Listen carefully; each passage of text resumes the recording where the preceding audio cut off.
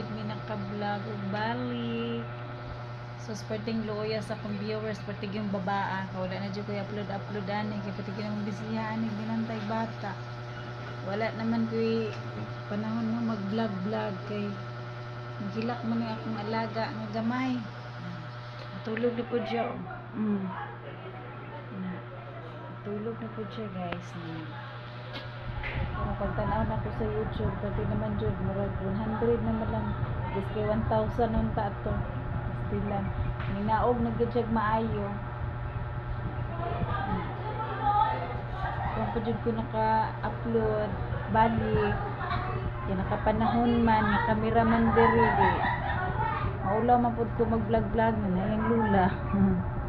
Maulaw mi mag-vlog ni Grace. Nakahiya.